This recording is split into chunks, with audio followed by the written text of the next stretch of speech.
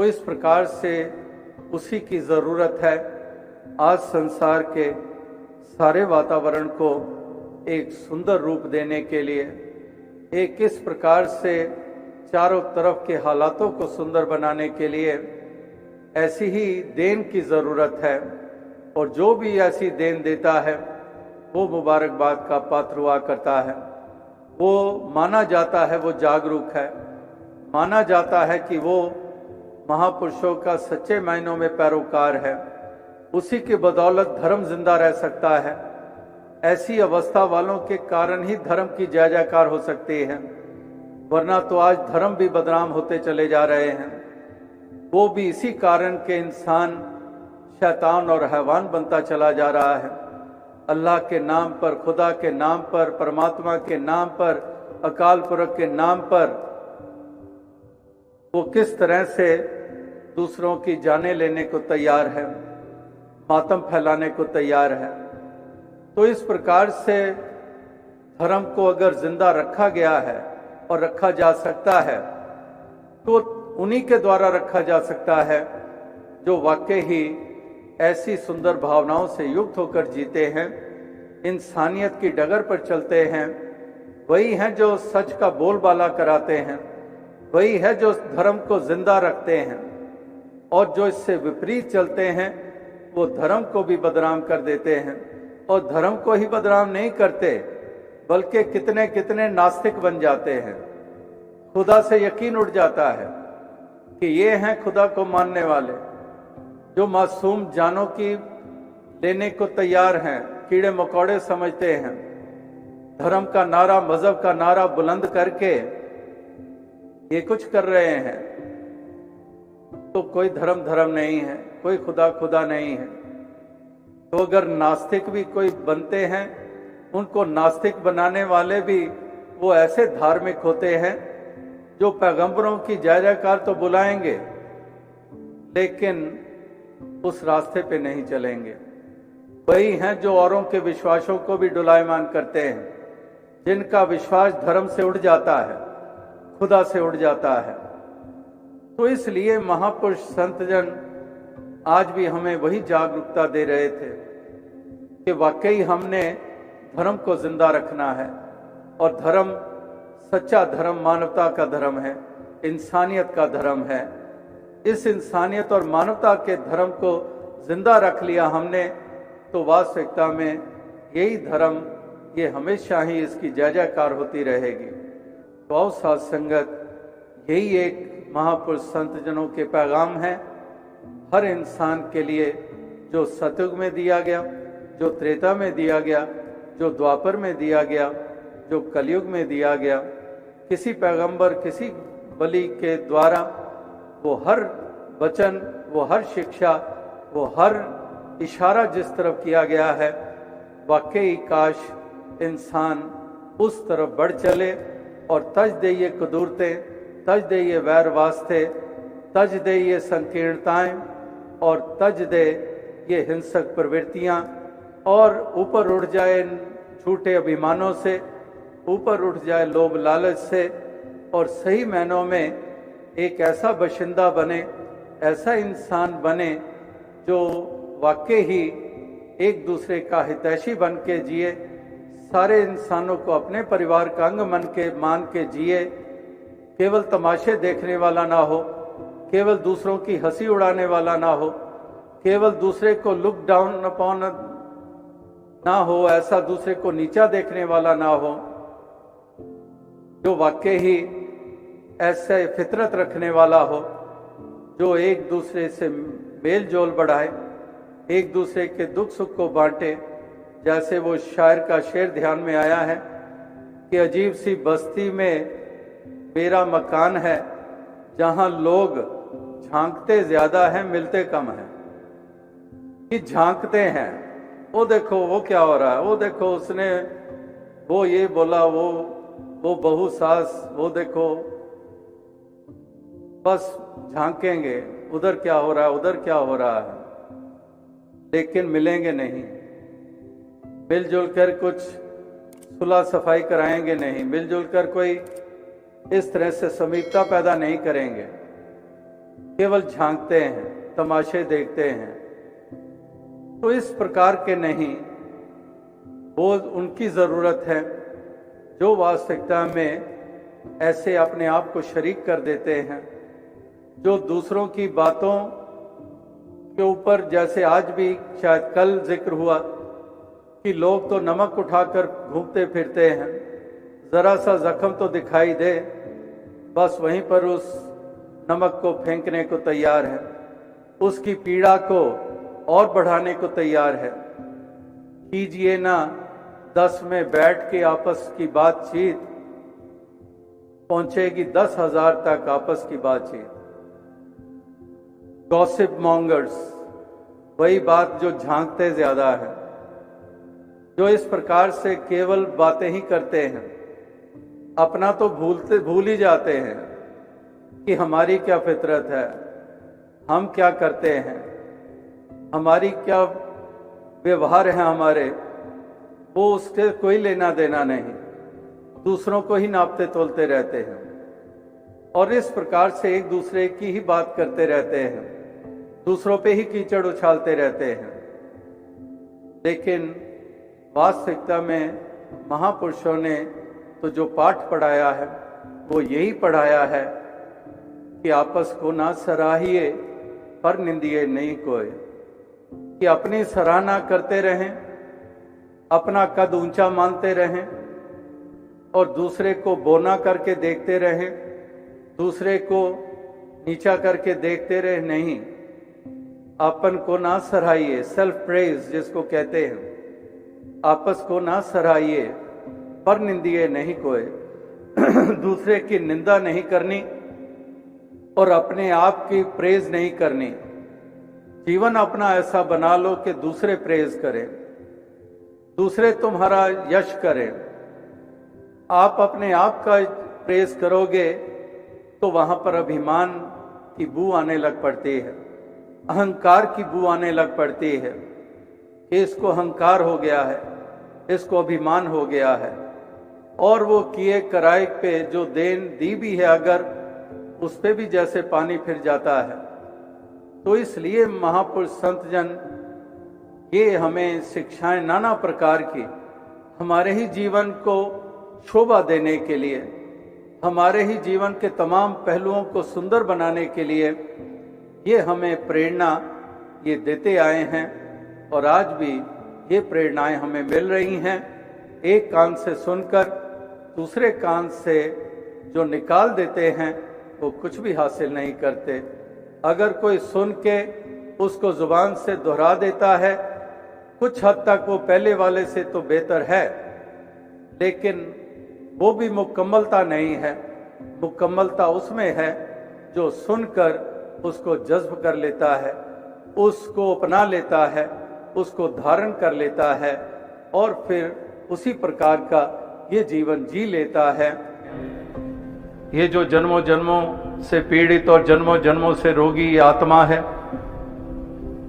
ये over soul से बिछड़ी हुई ये soul, the soul which is separated from the over soul because of ignorance, that ignorance has to be removed so that soul becomes the over soul or merges in the over soul।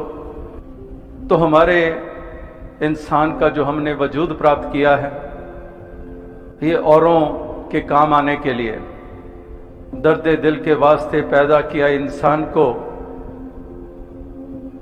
कि दर्द दिल के वास्ते पैदा किया इंसान को, वरना मालिक के पास फरिश्तों की कमी ना थी। ये एक इंसान के रूप में पैदा किया ताकि इंसान इंसान के काम आ सके, इंसान इंसान का हितैषी बन सके, इंसान इंसान की पीड़ा ये हर सके। इस प्रकार से ये इंसान के इस वजूद की महत्ता और जो भी इसमें योगदान देते हैं वाकई उसका कितना महत्व हुआ करता है। क्योंकि जैसे पहले कहा कि इंसान जीते हैं केवल उस तल तक, उस लेवल तक जहां पर केवल और केवल अपने बारे में सोचा जाता है, अपने बारे में किया जाता है। लेकिन भक्तजन कितने से कितने बलिदानों में से गुजरते हुए औरों का किए चले जाते हैं, औरों को दिए चले जाते हैं। जैसे कबीर जी के भी वो वचन अक्सर हम पढ़ते हैं कि कबीर दिए जा, जब तक तेरी देह देह खे हो जाएगी, कौन कहेगा दे।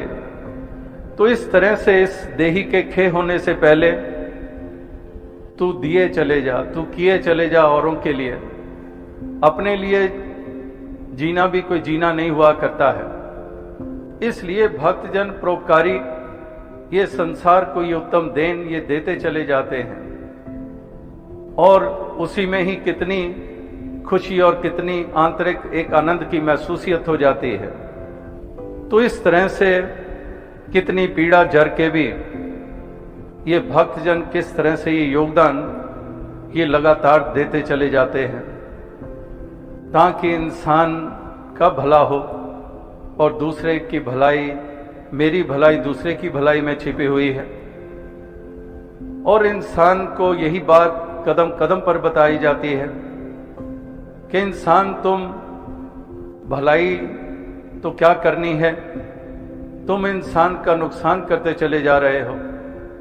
तो अगर भलाई पूरी तरह से तुम्हें तसल्ली हो चुकी है कि तुम भलाई नहीं कर सकते, तुम भलाई के कार्यों में अपना योगदान नहीं दे सकते, तो कम से कम ये तो कर दो कि बुराई तो करना छोड़ दो, कि कम से कम उस रास्ते से तो बाज आ जाओ। अगर नहीं कर सकते, लेकिन जिसके कारण नुकसान हो रहा है वो राह तो छोड़ दो, उस मार्ग को तो छोड़ दो। उस मार्ग पर चल रहे हो तो नुकसान किए चले जा रहे हो। इसलिए तुम इस प्रकार से अपने आप को संभाल लो, ऐसी मानसिकता में अपने आप को ढाल लो कि जिसके कारण तुम्हारा खामोश रहना भी वो इस प्रकार से भलाई का कारण बन जाएगा, क्योंकि तुमने वो वैर, ईर्ष्या, नफरत, हिंसा वाले शोरो गुल से तुमने उस तरफ से अपना आप को मोड़ लिया और उस तरफ से तुम खामोश हो गए हो। तो वो अपने आप में ही एक सुकून और चैन का एक कारण बन जाता है। तो इस प्रकार से ये संतों महात्माओं, गुरु पीर पैगंबरों की यही एक शिक्षाएं हैं, यही उनके एक पैगाम हैं जो युगों युगों से ये दिए गए हैं। तो एक हार्मनी के लिए, इस एकत्व के एक सद्भाव जो एकत्व के कारण हमारे जीवन में आ सकता है, उसी को फैलाव देने के लिए सभी यत्नशील हैं। सभी इस प्रकार से अपना योगदान दे रहे हैं। जो भी दे रहे हैं वो मुबारक है, किसी रूप में दे रहे हैं वो मुबारक है। और संत महात्मा भक्तजन गुरु पीर पैगंबरों ने यही तो चाहा था कि ऐसे योगदान दिए जाए। ऐसे योगदान देने वाले ही इस धरती के लिए वरदान होते हैं। इस प्रकार के योगदान ये होते चले जाएं, ये देते चले जाएं, ऐसी शुभकामनाएं, ऐसी प्रार्थनाएं की जाती हैं। जो ऐसे योगदान देते हैं वाकई वो एक नुमाइंदगी करते हैं एक सच्चे इंसान की, वो पहचान बनते हैं सच्चे इंसान की, क्योंकि वो इस प्रकार से एक जगे हुए दीपक के समान एक आशा की किरण बनते हैं। एक संसार के अंधकार को दूर करने के लिए वो अपने योगदान देते हैं। इस तरह से ये जगे हुए दीपक जितने बढ़ते चले जाएंगे उतना अंधकार कम होता चला जाएगा, क्योंकि इजाफा होगा जले हुए दीपकों का, तभी अंधकार में कमी आएगी। अगर जैसे आप देखते हैं कि एक दीपक जल रहा है तो उस दीपक का अपना डायमीटर है, उस पर्टिकुलर रेडियस की लिमिटेशन है, वहीं तक उसकी रोशनी जाएगी। अब और एक ऐड हो गया, एक और ऐड हो गया, और थोड़ी थोड़ी डिस्टेंस के साथ उसको रखते चले जाएं दीपकों को, तो हम देखते हैं कि वो जो उजाले का फैलाव था वो दायरा कितना और बढ़ता चला गया। यानी कि उस दायरे में पहले तो अंधकार था, लेकिन वो अंधकार वाला दायरा कम हो गया क्योंकि उजाले वाला दायरा बढ़ गया। इसी प्रकार से एक उजाले वालों की बहुतात अगर हो जाए तो वाकई ये धरती, ये जन्नत बन जाए, ये धरती जो है ये स्वर्ग बन जाए। तो इस प्रकार से महापुरुष संत जन यही एक देन देते आए हैं, पहले भी, आज भी यही देन ये देते चले जा रहे हैं। ऐसी एक देन जिसने भी जब भी दी है, वाकई उसका महत्व है। वरना तो इंसान के जीवन एक व्यर्थ जीवन, एक बेमायने जीवन है जिसकी कोई कीमत नहीं है। जो कम कीमत या बिल्कुल कीमत जो नहीं जिसको हम कह रहे हैं, उसके जिम्मेदार वो खुद होते हैं। वो खुद ही अपने जीवन की कदर नहीं करते हैं। वो अपने आप की कीमत खुद एक कौड़ी डालते हैं, क्योंकि वो बेकदरे होते हैं, उन पहलुओं की तरफ बेकदरे होते हैं प्यार के। उनको कोई कदर नहीं होती है, ना मासूम जानों की होती है, ना वो प्यार की कदर करते हैं, ना मिलवर्तन की कदर करते हैं। वो उस तरफ बिल्कुल बेकदरे होते हैं। और जिनकी कीमत है उसकी तरफ ही बेकदरे हो जाए तो उनका अपने आप के जीवन की भी कोई कदर नहीं रह जाती है। इसलिए हर किसी के जीवन की कदर पड़े, उसके लिए हर कोई जिम्मेदार है, अपने लिए, औरों के लिए नहीं, अपने लिए।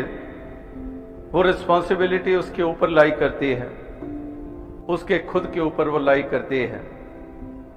इस प्रकार से वो अपने आप को संभाले, अपने आप को वो रूपांतरण दे, अपने आप को उन सुंदर भावनाओं से युक्त करे। बुझा हुआ दीपक जग जाए, रोशन हो जाए, नेकियां ही नेकियां वो जीवन में देखने को मिल जाएं। यही एक महापुरुष संतों की इच्छा रही है हमेशा से, और आज भी उसी इच्छा की पूर्ति के लिए भक्तजन कार्यशील हैं। ये अपना ये योगदान देते चले जा रहे हैं। इंसान को ये समझाते चले जा रहे हैं कि इंसान तो अपनी अवस्था को ऊंचा कर ले, तो अपनी दृष्टि को व्यापक कर ले और ये संकीर्णताओं से ऊपर उठ जा। अहम और अहंकार अभिमान को तज दे, दूसरों को नीचा करके देखना छोड़ दे और इस प्रकार से ऐसी गिरावट वाली सोच से ऊपर उठ जा। इस तरह से तेरे एक जीवन में ऐसे वो तेरे पैमाने बने जो कि वो भेद वाले नहीं, वो भेद वाले पैमाने नहीं जहां पर अपने और पराये में आकर फर्क उसमें पड़ जाता है, वो पैमाने नहीं। जैसे एक आध दफा दास ने पहले भी वो बात सुनाई कि एक सास कहती है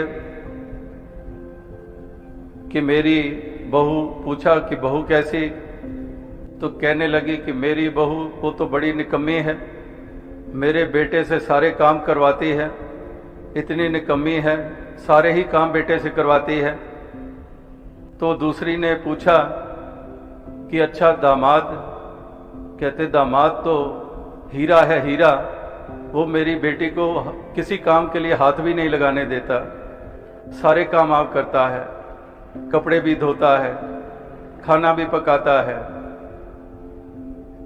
तो मेरा दामाद तो कमाल का है। तो उधर भी तो वो पति है और इधर भी तो पति ही है बेटा, लेकिन यहां पर बहू निकम्मी हो गई और उधर दामाद सियाना हो गया। तो इस तरह से जो पैमाने की बात दास कर रहा है कि जहां पर इस तरह से हम नापते तोलते रहते हैं, ये अपना है तो ये है, ये पराया है तो इसका ये मोल है, इसकी ये कीमत है।